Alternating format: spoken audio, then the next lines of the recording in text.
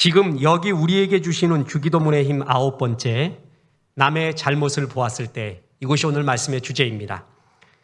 지난 미국 베트남 전쟁 때 세계 최고의 언론상, 언론계의 사진계의 노벨상이라고 하는 퓰리처 상을 받은 유명한 사진이 있습니다. 한번 보도록 하겠습니다. 1972년에 이 퓰리처 상을 받았는데 미군이 베트남 양민이 살던 뜨랑방이라는 곳을 네이팜탄이라는 폭탄으로 공격했을 때 한 소녀가, 많은 사람이 죽고 한 소녀가 화상을 입고 벌거벗은 채 소리치며 거리를 질주하는 사진입니다. 이 소녀의 이름은 판티 킴쿡. 아무리 전쟁에서 승리하는 것도 중요하지만 국제 나라들은요, 이 네이팜탄 같은 것은 이제 없애야 되는 것이 우리 인류 모두를 위해서 중요한 것이 아닌가 싶습니다. 이 소녀는 병원에 실려가지만 무려 17차례의 수술을 받고 아픔을 견뎌야겠습니다. 그는 얼마나 고통스러운 육신의 아픔과 마음의 아픔, 그 상처 속에 살아야 했을까요? 근데 이 소녀 못지않게 또 큰 고통을 겪고 있는 한 사람이 있었습니다. 그 사람은 당시 네이팜탄을 떨어뜨렸던 존 폴리머라는 조종사입니다. 폴리머는 이제 조국으로 귀국하고 난 다음에 신문, 방송 모두에서 보도되고 있는 이 사진 한 장으로 그는 삶이 망가지며 한없는 추락의 인생을 살게 됩니다. 그의 고백을 들어보십시오. 그 죄책감, 내 영혼을 부서져 버릴 것 같은 끔찍스러운 죄책감은 사라지지 않고 끊임없이 나를 괴롭혔다. 본국으로 돌아와 보니 잡지, 신문, 텔레비전 등 온 천지에 그 사진이 널려 있었다. 도무지 그 사진을 피할 길이 없었다. 1974년 초에 제대한 후 나는 절망감에 빠져 불행한 하루하루를 보냈다.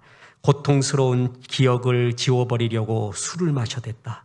2번의 결혼은 모두 이혼으로 끝이 났고 정서적인 장애가 생긴 나는 다른 사람들에게 나 자신을 열어놓을 수가 없었다.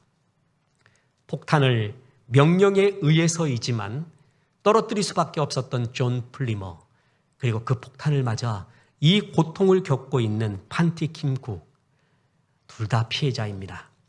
그것을 바라보고 있었던 우리들, 사람들 또한 피해자입니다. 우리 인생들은 죄가 많고 죄를 통해서 사람에게 위협과 아픔을 가하고 아픔을 당하는 가해자이자 피해자인 것이 우리들의 인생입니다. 그래서 우리의 일상생활에서 너무나 필요한 것은 바로 이 죄에 대한 용서입니다. 오늘 본문 마태복음 6장 12절에 우리가 우리에게 죄 지은 자를 사하여 준 것 같이 우리의 죄를 사하여 주시옵고, 주기도문은 하나님의 이름, 영광, 이름에 대한 그것을 먼저 하고요, 하나님을 위한 탄원이 기도가 3가지가 있습니다. 그리고 우리 인간들을 위한 탄원이 3가지가 있고 마지막 주님께 영광 돌리는 기도로 마치게 됩니다. 그 인간에 대한 기도의 3가지 중에 첫 번째가 일용할 양식을 주시옵고입니다. 그 2번째가 우리가 우리에게 죄 지은 자를 사하여 준 것 같이 우리의 죄를 사하여 주옵소서, 죄 용서에 대한 것입니다. 일용할 양식 다음으로 주님은 이 땅에서 필요한 것이 사람 사이에 죄 용서라는 것입니다. 이 죄 용서야말로 하나님께 영광이요, 자신과 이웃의 행복을 위해 우리 인간 생활에서 실질적으로 가장 필요한 요소이기 때문에 하나님은 일용할 양식 다음에 이 기도를 하라고 우리에게 말씀해 주고 있다는 것입니다. 이 의미는 첫째, 용서는 하나님을 닮는 성화입니다. 그리스도인이 최고로 추구해야 될 것이 주님을 닮는 성화인데 그 성화의 한 모습이 바로 용서라는 것입니다. 용서할 때 하나님께 가장 큰 영광을 돌리게 됩니다. 다시 6장 12절 봅니다. 우리가 우리에게 죄 지은 자를 사하여 준 것 같이 우리의 죄를 사하여 주시옵고. 이 구절은요, 사실 굉장히 주기도문에서 제일 큰 난해 구절 중에 하나입니다. 의문점이 하나 있는데요.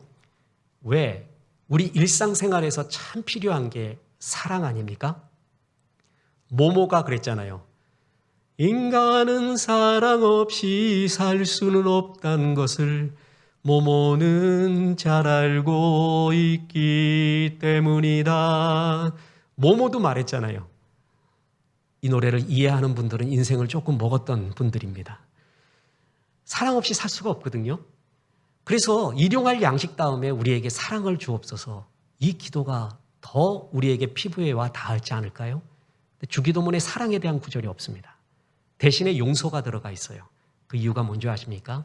용서가 바로 사랑이기 때문에 그렇습니다. 용서가 곧 사랑이요. 사랑은 덮어줌이고 하나님의 사랑이 우리의 실생활에 나타나는 형태가 바로 용서이기 때문에 그렇습니다. 그럼에도 불구하고 이 구절이 제일 어려운 난해점 중에 하나입니다. 목사에게 성경에 난해점이 오면 첫째 기도해야 돼요. 이 뜻이 뭡니까 하고 성령님께 기도해야 됩니다. 두 번째 원어를 분석해야 됩니다. 철저한 지성과 학문, 문법적 사항을 원어로 분석해야 돼요. 세 번째 수많은 주석을 참고해야 돼요. 네 번째 이것을 적용했던 다른 목사님들의 수많은 이야기를 들어봐야 돼요. 이 모든 걸 연구해 봐야 돼요. 그래서 난해점들을 풀어가거든요. 이 구절이 제일 어려운 구절입니다. 왜냐하면 우리가 우리에게 죄 지은 자를 사하여 준 것 같이 우리의 죄를 사하여 주옵시고 라는 것은 굉장히 큰 오해의 여지가 있습니다. 우리가 죄 용서를 받고 구원받는 것이 우리가 다른 사람의 죄를 용서해 주었기 때문에 그 근거로 구원받는다라고 오해할 수가 있다는 것이죠. 다시 말해볼까요? 우리가 우리에게 죄 지은 자를 용서해 주었으니까 하나님도 우리의 죄를 사하여 주옵소서 라든가 우리가 우리에게 죄 지은 자를 사하여 준 것 때문에 우리의 죄를 사하여 주옵소서 라고 해석할 수도 있고 우리가 우리에게 죄 지은 자를 사하여 준 것에 근거하여 우리의 죄를 사하여 주옵소서 라고 해석할 오해의 가능성이 이 구절에 굉장히 많기 때문에 그렇습니다. 우리가 설교 때 성경 공부 때 수없이 귀에 못이 박히도록 들은 것이 뭡니까? 구원은 하나님의 은혜였죠. 예수 그리스도를 이 땅에 보내주심으로 그가 십자가에서 우리의 모든 죄를 짊어지고 돌아가심으로 우리가 그 주님을 영접했을 때 받는 하나님의 전적인 은혜가 구원인데 이 구절을 잘못 해석을 하면 우리가 다른 사람의 죄를 용서해 주는 그 근거로 우리의 죄가 용서받는구나 이렇게 해석할 수 있는 여지가 있기 때문에 그렇습니다. 저는 결론만 그 연구의 과정 원문 분석의 과정을 다 생략하고 결론만 말씀드립니다. 이때 중요한 것이 죄란 무엇인가를 봐야 돼요. 우리의 죄를 사하여 주옵소서 우리가 우리에게 죄 지은 자를 사하여 준 것처럼 할 때 그 죄가 뭔가 복수로 되어 있습니다. 헬라어로 오페일 레마타 부채들 빚들 그러니까 빚을 지다라고 말하는 그 빚으로 되어 있어요. 누가복음에는 그래서 빚으로 되어 있는데 복수로 되어 있습니다. 이것은 우리의 근본적인 원죄 하나님을 떠난 근본적인 죄 문제를 다루고 있는 것이 아니라 생활 속에서 일어날 수 있는 일상의 범죄의 문제를 다루고 있다는 것입니다. 주기도문은 신앙인에게 주신 기도입니다. 그렇다면 주님이 가르쳐준 이 용서를 구하는 기도의 내용은 우리에게 구원과 관련된 죄가 아닙니다. 일상 속에서 수없이 범하고 있는 죄들 그에 대한 이야기예요. 하나님을 떠난 근본적인 죄를 이야기할 땐 대개 결정적 단수로 되어 있습니다. 이건 복수로 되어 있고요. 이 구절을 이해하기 쉽게 하기 위해서 요한복음 13장에 보면 예수님이 세족식 하는 장면이 나오죠. 제자들의 발을 닦여줘요. 그때 베드로는 내 발 아니라 온 몸을 닦여주십시오 하고 오버합니다. 그럴 때 주님이 목욕을 한 사람은 발만 닦아도 된다. 그 귀중한 이야기를 해줍니다. 온 몸을 씻은 사람, 목욕을 한 사람, 그것은 뭐냐 하면은 죽음으로부터 구원받은 사람, 하나님을 떠난 것으로부터 다시 돌이켜 구원받은 사람을 목욕한 사람으로 표현합니다. 그런 사람도요, 일상적인 생활에 수없이 죄를 범하거든요. 발이 더러워져요. 그런 사람은 발 씻음이 필요하다. 다시 말해서 너희들은 예수 그리스도를 말미암아 하나님을 떠난 근본적인 원죄로부터 구원을 받았다. 그런 사람은 이제 매일매일 발 씻는 것이 필요하다라고 얘기한 거예요. 그것이 뭐냐면 죄 들을 의미입니다. 우리는 구원받았지만 말로, 행동으로, 마음으로 수없이 죄들을 범하고 있잖아요. 일상생활 속에서. 매일매일의 발 씻음이 필요해요. 일용할 양식도 매일 필요하듯이 우리의 죄도, 일상 속에서의 죄도 매일의 회개가 되게 필요합니다. 매일의 회개, 죄로부터 돌이키는 그것을 의미한다라는 것입니다. 지금 이 말씀이요, 구원파하고의 굉장히 차이점입니다. 이단 구원파하고. 이건 우리의 주제가 아니기 때문에 절제하는데, 구원파는 접촉하지 마십시오. 여러분의 영역이 아닙니다. 그건 전문가들이 만나야 되고, 그들은 이미 훈련받고 나오고, 이 죄의 회개에 대한 것이 굉장히 차이가 나요. 우리들의 죄, 우리는 일상 속에서 수없이 죄들을 범하고 있습니다. 이 죄를 용서하여 주옵소서라는 이야기지 구원에 대한 기도가 아니라는 것입니다. 그래서 결론적으로 말씀드리면 죄 사함을 이미 받은 자가 드리는 약속의 기도, 탄원의 기도라는 의미입니다. 죄 사함을 구원받은 사람이 어떤 삶의 태도를 가져야 되는지, 특히 이웃의 죄나 죄를 보았을 때 어떤 태도를 가져야 되는지 그에 대한 기도라는 것이죠. 그래서 제가 이 기도를 쉽게 사역을 해보았습니다. 이런 의미입니다. 하나님, 우리들의 죄들을 용서해 주시옵소서. 그와 동시에 우리도 우리에게 빚진 자들, 죄 지은 자들을 용서하겠습니다. 그 의미입니다. 하나님이 우리의 죄를 이렇게 용서했듯이 우리도 우리에게 빚지고 죄 지은 사람들을 용서하기 원합니다 하는 그리스도인의 죄사함 받은 사람들의 탄원의 기도라는 것입니다. 예수님이 우리의 죄를 사했기 때문에 하나님과의 관계가 회복됩니다. 우리도 일상에서 수없이 죄를 범하고 죄를 당합니다. 이런 가운데 용서가, 이웃과의 관계가 회복된다는 것입니다. 우리는 다 그런 죄인들입니다. 저는 원로 목사님의 간증 중에 정말 얼마나 웃겼으면은 하루 종일 웃었던 간증 하나가 있었습니다. 이 목사님이 6.25 때요, 학교가 폭탄 맞아갖고 터졌대요. 그래서 다들 울고불고 난리 났다고 우리 학교 터졌다 그러는데 이 목사님은 쾌지나칭칭 날에 춤을 췄대요. 왜 그런가 했더니 성적표 다 날라갔고 생활기록부 다 날라갔대. 거기에 자기의 치욕이 다 있는데 그게 다 날라갔다고 얼마나 춤을 췄다. 그 이야기를 듣고 얼마나 웃었는지. 우리 그렇지 않습니까? 우리의 죄가 기록된 곳, 죄의 아픈 기억, 실수와 허물이 다 도말되었다면 얼마나 좋을까요? 그게 용서 아닙니까? 이 일상생활에서 참 중요한 게 바로 이 용서라는 거예요. 그래서 하나님은 일용할 양식 다음으로 서로에 대한 죄 용서를 기도하라 라고 말해주는 것입니다. 죄 용서란 덮어주는 것을 의미합니다. 시편 85편 2절에 보면 주의 백성의 죄악을 사하시고 그들의 모든 죄를 덮으셨나이다. 사하다, 덮다가 동의어로 나오고 있어요. 대칭어 같은 언어로 나오고 있습니다. 용서의 다른 의미는 덮는다라는 것입니다. 여러분, 신앙에서 굉장히 중요한 것이 속죄소, 은혜의 보좌, 시은좌, 시은소라는 것입니다. 예수님이 너희의 죄를 다 감당하고 너희의 아픔을 다 체험했으니까 어느 때를 만나도 은혜의 보좌 앞에 나오라. 주님이 말했잖아요. 그 은혜의 보좌가 구약에 나오는 성막, 그 속에 있는 지성소, 그 속에 있는 언약궤가 있어요. 그 언약궤의 뚜껑, 덮개를 가리켜 시은소, 시은자, 은혜의 보좌, 속죄소라고 했습니다. 그 덮개는 굉장히 중요합니다. 성막에서의 제일 중요한 것은 제사거든요. 제사 중에, 예배 중에 중요한 것은 죄사함의 제사입니다. 1년에 한 번 대속죄일에 대제사장은 지성소로 들어가 그 언약궤 뚜껑에 그 시은소, 은혜의 보좌에 피를 뿌립니다. 그래서 그 피를 보고 하나님이 용서합니다. 자, 그 언약궤 안에 뭐가 들어가 있죠? 이거는 모든 신학교의 시험 문제, 일반 성도들의 성경 공부 문제에 나오는 거의 100% 나오는 게 그거죠. 언약궤 안에 세 가지가 들어있습니다. 뭐죠? 깨어진 돌판, 그러니까 십계명 깨어진 돌판, 아론의 쌍난 지팡이, 그리고 만후, 만나입니다. 이 세 가지는 전부 하나님이 이스라엘 백성에게 베푼 사랑과 은혜를 의미하고 동시에 그 사랑과 은혜를 거부한 이스라엘 백성들의 죄악을 상징합니다.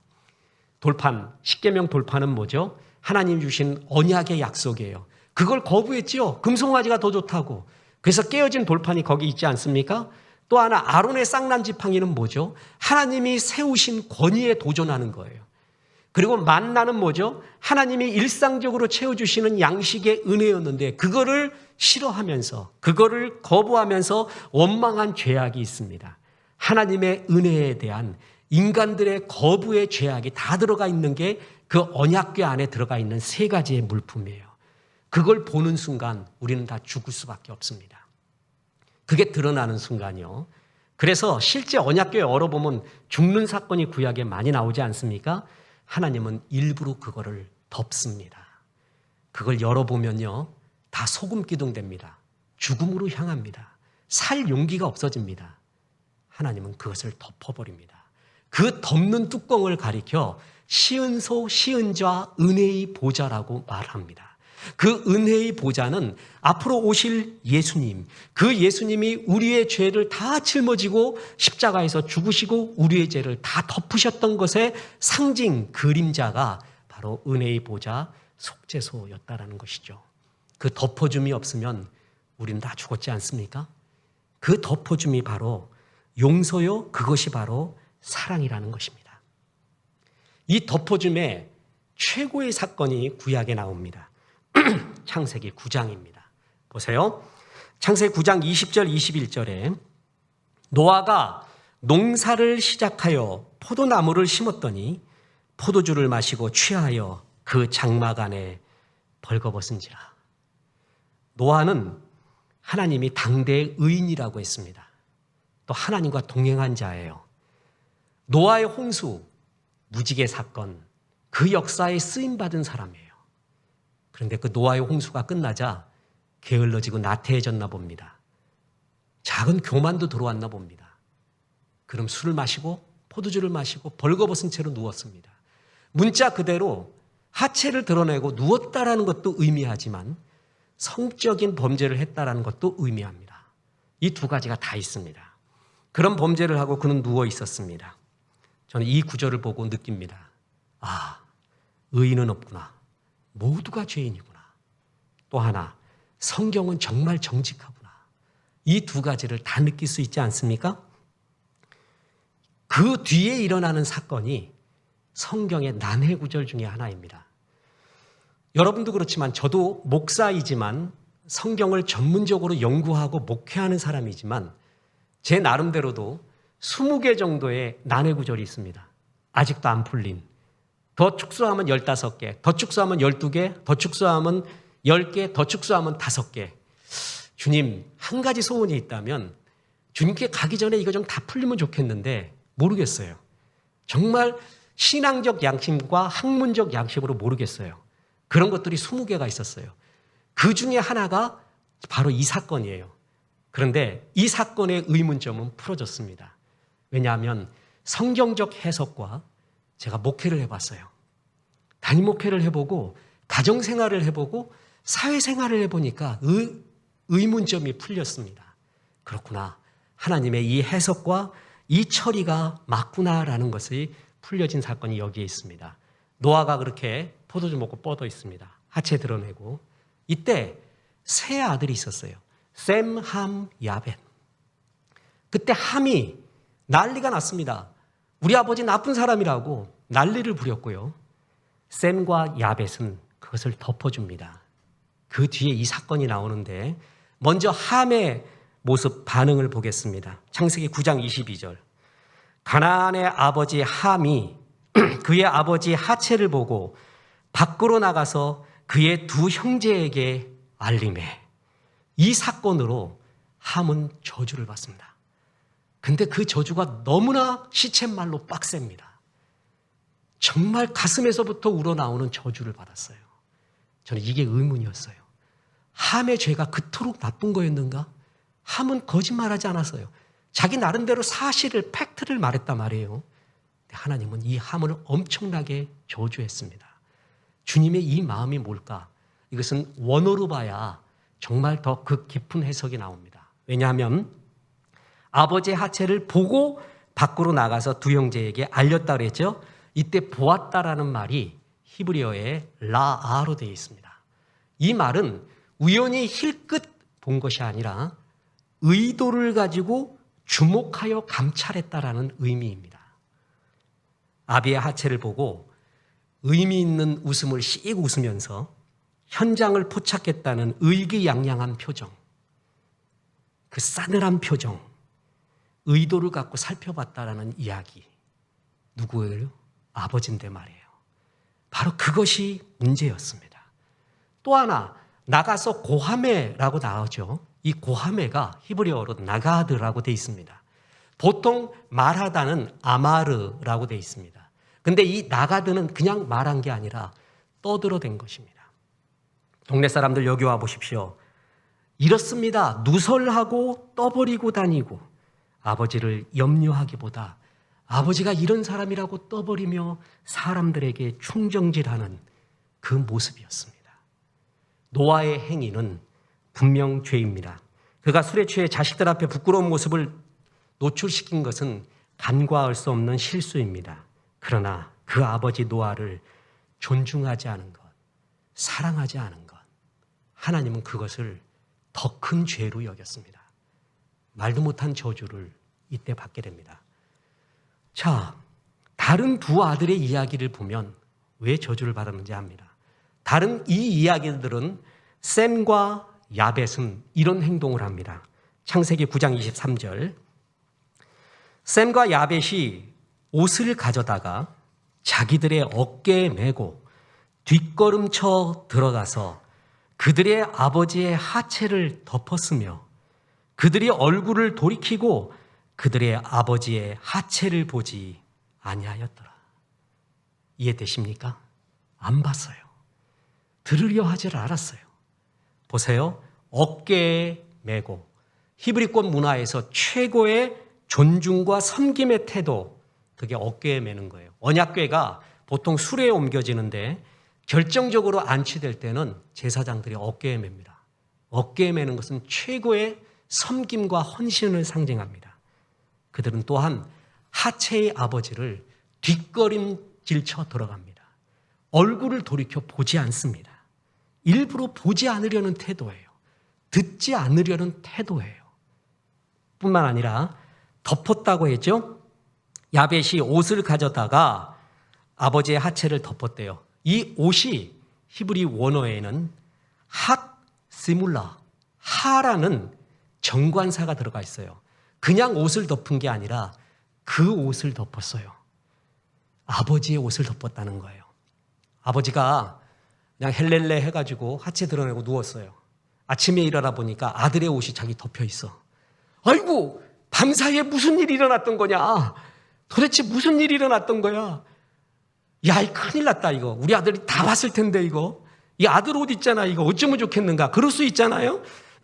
그래서 최대한 배려를 한 거예요. 그 배려가 뭐예요? 핫시물라, 그 옷, 아버지의 옷을 덮어줍니다. 여기서 볼 수 있는 게 뭐예요? 실수하고 잘못을 한 아버지라 할지라도 그것을 보지 않으려 하고 덮으려 하면서 그의 존경과 사랑을 그대로 표현하지 않았습니까? 이 셈과 야벳에 하나님은 한없는 축복을 합니다. 보세요. 창세기 9장 26, 27. 또 이르되 셈의 하나님 여호와를 찬송하리로다. 가나안은 셈의 종이 되고 하나님이 야벳을 창대하게 하사 셈의 장막에 거하게 하시고 가나안은 그의 종이 되게 하시기를 원하노라 하였더라. 하나님의 말없는 축복이 임합니다. 남의 잘못을 대하는 나의 태도에 내 운명이 좌우될 수도 있다라는 이야기입니다. 왜 그랬을까요? 왜 뒷걸음질 쳤을까요? 왜 얼굴을 돌이켜 보지 않았을까요? 왜 아버지의 옷을 덮어주고 어깨에 메고 그 옷을 가지고 갔을까요? 아버지에 대한 존중과 사랑입니다. 가정에서 제일 필요한 게 바로 이 덮어줌과 사랑입니다. 그래서 베드로전서 4장 8절에 보면 무엇보다도 뜨겁게 사랑할지니 사랑은 서다한 죄를 덮느니라. 우리가 우리에게 죄 지은 자를 사하여 준 것 같이 그건 용서를 의미하고 용서는 사랑을 의미하고 사랑은 덮어줌을 의미합니다. 그래서 사랑을 위해 기도한 것입니다. 건전한 비판 필요하다는 거 우리는 귀에 못이 박히도록 들어왔습니다. 건전한 비판 되게 필요합니다. 라인홀드 니버의 도덕적 인간과 비도덕적 사회. 개인은 도덕적이에요. 그러고 싶어요. 그런데 사람이 모일수록 비도덕적이 된대요. 클수록 더 비도덕적이 된대요. 그래서 사랑은요, 국가에 적용될 때는 정의로 적용이 되는 거예요. 사랑은 여러 얼굴이 있는데 국가라는 데서 사랑이 적용되기 위해서는 정의라고 이야기합니다. 그리고 개인과 가정에서 사랑이 적용될 때를 사랑이라고 말합니다. 사랑과 정의는 같은 말이에요. 자, 가정에서 그래서 국가에서 참 필요한 게 뭐냐 하면 정의죠. 정의로운 나라 그러지 사랑스러운 나라 그러지 않아요. 왜냐하면 국가에 적용되는 큰 공동체에 적용되는 사랑이 정의이기 때문에 그래요. 근데 가정에서는 사랑이 그토록 중요합니다. 너 가정에서 뭘 배웠냐 그러니까 정의의 이름으로 심판하는 걸 배웠습니다. 그런 사람 아무도 없습니다. 가정에서는 배우는 게 사랑이에요. 덮어줌이에요. 교회도 뭐냐 하면 하늘의 가정이에요. 하늘 가족이에요. 그래서 여기서 정말 필요한 것은 사랑입니다. 다 용서받아야 되고 용서해야 될 사람들이에요. 사랑과 덮어줌. 그게 하늘 가족인 교회와 가정에서 얼마나 필요한 이야기인지 모릅니다. 존경하는 원로 목사님이 있습니다. 현역 때도 참 목회를 잘하셨어요. 그리고 원로 목사가 돼서도 참 한국 사회와 자신을 향한 덕스러운 말을 많이 하시는 분입니다. 이분이 여러 이야기했는데 이분을 존경하는 이유 중에 하나가 뭐냐 하면 이게 쓴소리, 독한 말을 별로 안 해요. 원래 성품이 온유하셔서 그런지 막 독하고 찌르는 말들을 별로 안 해. 근데 그분이 은퇴하고 나서 한국 교회의 고함, 그러고 나서 성도들에게 해주신 귀한 말이 두 가지가 있었습니다. 보세요. 교회 안에서도 부지런히 용서하는 자가 되라. 입으로 떠들고 다니는 사람이 되지 말라. 고발자가 되지 말라. 떠들고 고발하는 자일수록 자신의 실수와 허물에 대해서는 보지 못하고 관대하구나. 교회가 잘하는 것을 많이 말하라. 부족한 것만 말하는 사람이 되지 말라. 이게 그의 40년 목회의 전체의 녹역이었어요. 정말 좋은 사람이 있었대요. 덮어주면서 우리 교회는 이게 좋아요. 우리 목사님 이거 좋고 우리 성도님들은 이거 좋아요. 난 그래서 좋아요 라고 자꾸 축복해 주는 사람이 목회하다 보니까 제일 좋더래요. 제일 신이 나더래요. 제일 미운 사람은 우리 교회는 이게 부족해요. 이게 부족해요. 이게 부족해요. 맨날 그 얘기만 하더래요. 그래서 그 사람을 살펴보니까 좋다라는 말 한마디도 안 하더래. 그래서 늘 이게 부족하니까 나는 정의의 사도가 돼서 이 부족함을 메꿔야 된다. 그런 소리를 하고 앉았더래요. 나중에 돌아보니까 제일 밉더래요. 그 사람이 늘 고발자가 되더래요. 함이 되지 마십시오. 가정의 교회에 함이 되지 마십시오. 샘과 야벳이 돼야 됩니다. 그래야 내가 살고 모두가 사는 것입니다. 퀴즈 하나를 드리겠습니다. 마치 신성과 같은 흰수염, 청백리의 상징 재상, 조선시대 최고의 영의정, 수많은 설화와 일화를 갖고 있는 사람 하면 떠오르는 게 누구죠? 황희. 자, 만약에 역사의 재미난 가정을 해봅시다. 우리나라 과거로 다 돌아갔어요. 대통령을 뽑아요. 그러면 세종, 광개토대왕, 젊은이들 사이에 깜짝 놀랄 일이 있었습니다. 광해군이라고 합니다. 광해 영화가 너무 잘 돼갖고 광해라고 할 정도로 우스갯소리가 있었어요. 국방부 장관은 누굴 뽑을까요? 이순신, 을지문덕, 강감찬. 자, 외무부 장관 누구를 뽑을까요? 서희. 그러면 국무총리 누굴 뽑을까요? 황이라고 대답해요. 조선시대 영의정은 오늘날 국무총리 같은 것입니다. 조선시대 수많은 영의정이 있었지만 영의정 중에 영의정, 영원한 영의정, 우리는 황희로 기억하고 있습니다. 청백리의 상징이었고요. 19년간 영의정 자리에 진짜 있었습니다. 그 사람은 고려 사람이었습니다. 고려의 문과에 급제를 하고요. 뛰어난 학문을 갖고 있는 사람이었어요. 태조 이성계가 조선을 건국하잖아요. 그 뛰어난 멋있는 학문자들을 등용하고 싶었습니다. 그들이 전부 나오지 않습니다. 우리는 조정에 나가지 않고 여기서 살다 죽겠습니다. 머루와 달에 먹고 끝까지 나오라고 이렇게 회유했지만 안 나와서 약간 겁을 주는 의미에서 그 마을을 다 불태워버립니다. 그랬더니 거기 있는 사람이 다 죽어버렸대요. 거기서 나온 말이 두문불출입니다. 나오지 않은 거예요. 약간 역사의 정사라기보다 설화가 섞였고 거기에 나와 있는 몇 명이 죽었다라는 것도 전부 설화적 정사가 아닌 것도 많죠. 그런데 분명한 것은 거기서 나온 사람이 하나 있었어요. 그게 황희입니다. 황희는 거기서 나왔습니다. 그래서 태종 세종대에 이르기까지 그는 주류 관직에 임하게 됩니다. 특히 수없이 관직에 임했지만 90살까지 살면서 24년 동안 관직에 있었고 19년 동안에는 영의정 자리에 있습니다. 그리고 87세에도 영의정을 지낸 조선 최고의 기록을 기록하게 됩니다. 그는 정말 청백리 최고의 영의정 재상으로 기록되어 있죠. 여러분 그러나 아실 것입니다. 황희는 그렇게 청백리가 아니었습니다. 1427년 황희의 사위였던 서달이라는 사람이 있습니다. 그 사람이 아전을 구타하여 죽이게 됩니다.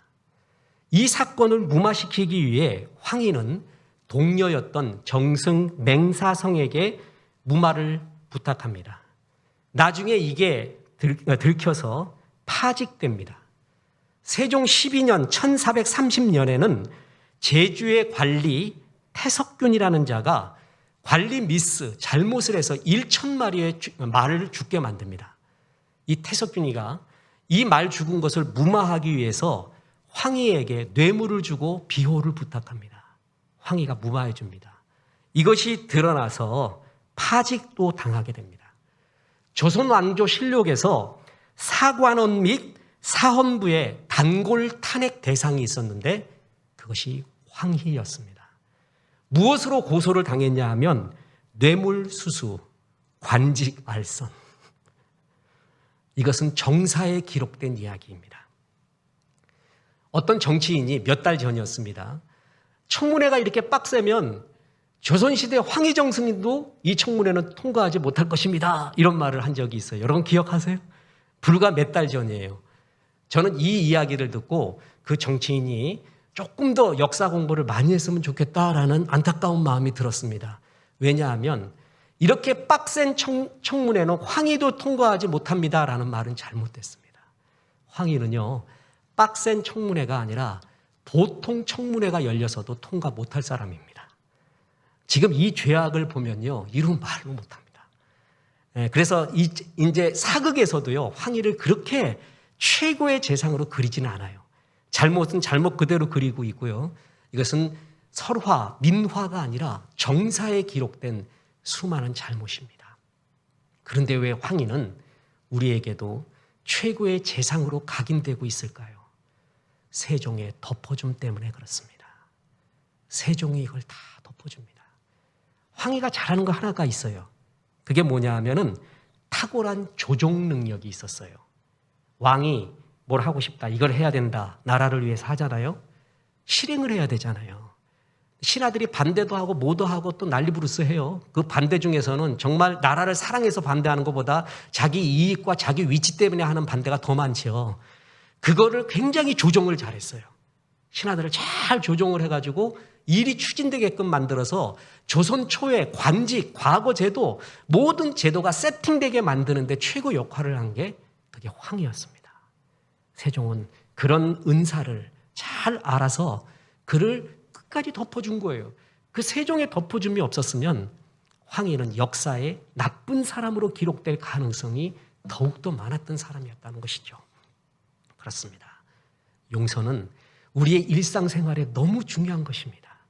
그것이 하나님의 사랑을 실현하는 길이요, 하나님께 영광 돌리는 길입니다. 여기서 그치지 않습니다. 왜 죄 용서를 위해 기도하라고 하는가? 그것은 두 번째로 내 자신을 위해서입니다. 내가 사는 길입니다. 다시 6장 12절 보겠습니다. 우리가 우리에게 죄 지은 자를 사하여 준 것 같이 우리 죄를 사하여 주시옵고. 용서하지 않잖아요. 원망과 분노는 날카로운 칼과 같습니다. 이걸 품고 있으면 다른 사람보다 자신이 상처를 입습니다. 아까 말씀드렸던 원로 목사님, 이분이 어릴 때 이렇게 주먹 힘이 좀 약했나 봐요. 근데 안 좋은 일을 당했어요. 너무 억울한 일을 당했어요. 힘센 놈한테. 복수하겠다고 내가 힘은 없으니까 이놈을 찔르리라 해갖고 가시나무 아세요? 가시나무 가지를 잘라갖고 주머니에 넣고 다녔대요. 내 이놈 가만히 안 둔다 한번. 그러다가 걔하고 싸움은 못하고 자기의 허벅지는 허구한 날 찔러댔다고 합니다. 허구한 날 피투성이가 됐대요. 그렇구나. 가시 품고 있잖아요. 자기 죽이는 것입니다. 결국 복수도 못합니다. 복수해서 시원해도 더 큰 안갚음으로 다가옵니다. 용서는 자기에게 주는 최고의 이기적인 행위, 그게 바로 용서입니다. 어떤 사람을 미워하기 시작하는 순간부터 나는 그의 노예가 됩니다. 정신적 노예가 됩니다. 아름다운 하루, 기적 같은 하루였습니다 하고 감사 기도를 해야 되는데 그 연놈 오늘도 못 죽였습니다. 그러고 기도해요. 아침에 일어나면 오늘도 기적 같은 하루가 열렸군요. 영광스러운 하루. 아침마다 새로우니 주의 영광이 크도소이다. 이런 기도해야 되는데 오늘 그놈을 어떻게 죽일까요, 주님? 나에게 지혜 주십시오. 그게 인생입니까? 미워하는 순간 죄의, 의식의, 부정의 노예가 됩니다. 기도가 안 됩니다. 우리 영혼을 분노로 불사르게 됩니다. 그래서 아름다운 설교자 스펄전 목사님은 하나님께 죄 용서 받았을 때 그렇게 기뻤는데 이 세상 살면서 그와 똑같은 기쁨이 하나 있었대요. 내가 용서할 때래요. 내가 용서할 때 용서받았을 때의 기쁨과 동일한 기쁨을 느낄 정도로 그 기쁨이 컸고 나에게 목회의 삶에 비상하는 날개가 생겼다. 그렇게 이야기할 정도였습니다. 참 소개해주고 싶은 의사가 있는데 그는 폴 트루니에입니다. 세상에 나와 있는 수많은 의사의 얘기, 심리학자의 얘기 좋은 것 많지만 영적으로 비성경적인 것도 많죠. 근데 폴 트루니에는 경건한 그리스도인으로 참 성경적인 이런 심리학과 치료에 대한 이야기를 해서 굉장히 권고할 만합니다. 그가 쓴 어느 의사의 임상 기록에 나온 이야기입니다. 악성 빈혈로 고생하던 한 직장 여성이 있었습니다. 담당 의사가요, 반년 이상이나 이렇게 집중 치료를 했지만 낫지를 않아요. 그래서 당신은 입원해야겠습니다. 이렇게 얘기했어요. 그러던 어느 날 일주일 후에 나타난 그녀가 너무나 이상했습니다. 중증 악성 빈혈로 고생하던 얼굴이 아니에요. 거의 말짱해요. 그리고 그가 어떤 소견서 하나를 갖고 왔는데 그 소견서는 회사가 발행한 의무관의 소견서가 들려 있습니다. 거기에 이렇게 기록되어 있습니다. 환자의 빈혈 여부를 확인하기 위하여 제가 실시한 혈액 검사에서는 완전히 정상으로 나타났음. 그러나 담당 의사의 뜻을 존중한다는 의미에서 병가를 얻어보내니 선처바람. 회사 의사가 보기에 말짱하대요, 이제. 근데 담당 의사가 한번 조사해봐라. 그래서 혈액 검사했더니 정상으로 나왔어요. 이게 어떻게 된 일인가 의아해서 쳐다봤더니 그 여자가 이렇게 말합니다. 제가 한없이 증오하던 사람을 며칠 전에 용서해 주었습니다. 그런데 바로 그때부터 제 기분이 좋아지고 삶에 긍정적인 욕망이 생겼습니다. 용서는 나를 위해 하는 거예요. 나를 위한 최고의 이기적이고 아름다운 행위가 바로 용서입니다. 그러나 용서보다는 우리는 복수를 좋아해요. 쌤통이다라는 것을 되게 좋아해요. 이유가 뭔지 아세요? 우리 속에 있는 죄성이에요. 죄성은 쌤통을 좋아합니다. 복수하는 것은 내 죄성을 만족시켜요. 그러나 성령님은 끝없이 용서하래요. 그것이 네가 사는 길이고 그가 사는 길이래요. 아까 판티 김푸, 그녀가 지금 어떻게 살고 있을까요? 중년 여인이 되었죠. 자, 그녀의 지금 사진, 근래의 사진을 보겠습니다. 여러분 조금 혐오스럽더라도 이해하시기 바랍니다. 그는 이 상처가 낫지 않았습니다. 평생 짊어지고 가야 될, 그 뒤에 보세요. 네이팜탄 그 화상, 그걸로 저렇게 씻을 수 없는 상처를 얻게 됩니다. 전쟁이 끝난 뒤 베트남 공산정부는 이 킴을 미 제국주의의 잔인상을 선전하는 도구로 활용하려고 했습니다. 그래서 1989년 이 킴 양을 쿠바 아바나 대학에 유학을 보내서 반미 교육과 약학을 공부하게 만들었습니다. 1992년 같은 유학생인 후이 토안을 만나서 그곳에서 결혼하고 모스코바로 신혼여행을 떠나게 됩니다. 그러다가 돌아오는 길에 캐나다를 경유하게 됐는데 이때 이 킴 양이 결단을 하고 캐나다에서 정치적 망명을 요청하게 됩니다. 그래서 망명해서 캐나다에 살고 있습니다. 이런 망명을 한 결정적인 이유가 있습니다.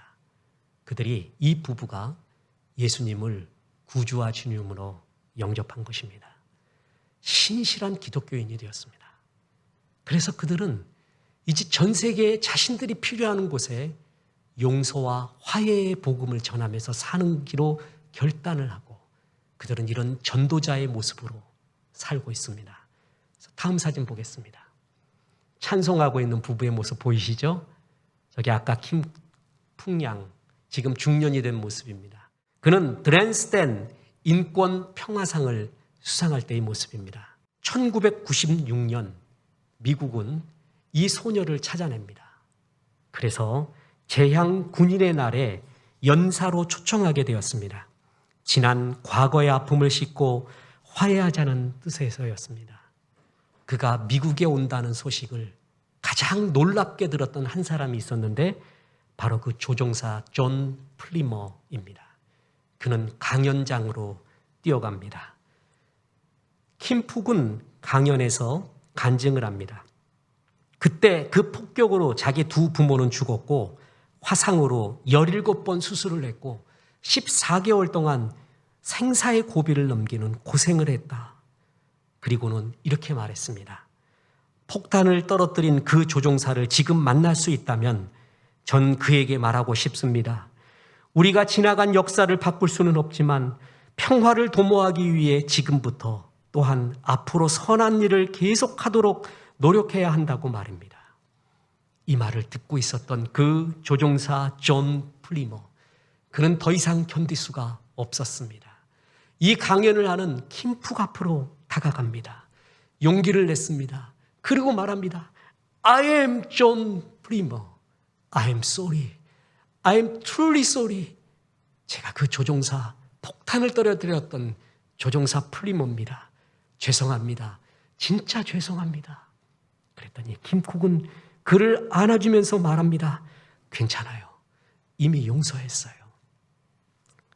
플리머는 그때의 만남을 나중에 이렇게 고백합니다. 어떻게 2분 동안의 짧은 대화가 지난 24년 동안의 악몽을 깨끗이 지워버릴 수 있었는지 아직도 이해할 수 없습니다. 내가 받은 용서는 내가 무엇을 했기 때문에 받은 것이 아니라 그것은 선물이었습니다. 그저 신비로울 따름이었습니다. 24년 동안 인생을 망가뜨렸던 그 짓눌렀던 모든 아픔이 그때 용서로 다 물러난 것입니다. 이 존 플리머, 이 조종사는 감리교회 목사가 됩니다. 지금 버지니아 주에서 작은 목회를 하면서 그의 주제는 십자가의 용서와 화해입니다. 어느 날 이 교회에 바로 그 소녀였던 킴 양을 자기 교회로 초청을 합니다.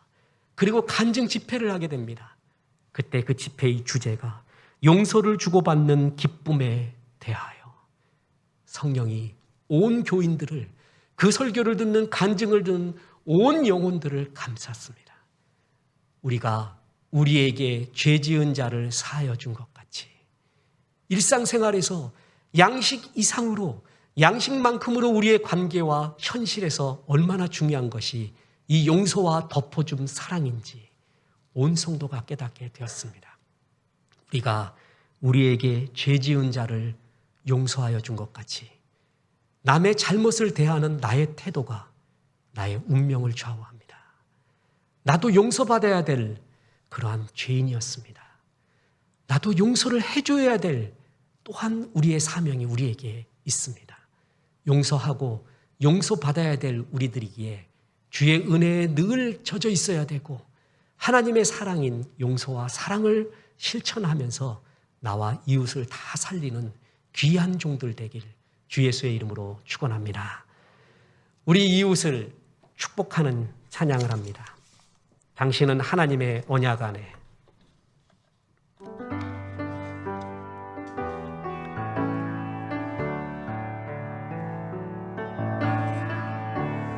당신은 하나님의 언약 안에 있는 축복의 통로 당신을 통하여서 열방이 주께 돌아오게 되리 당신은 하나님의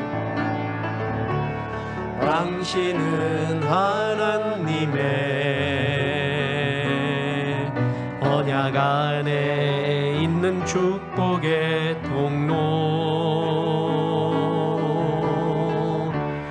당신을 통하여서 열방이 주께 예배하게 되리.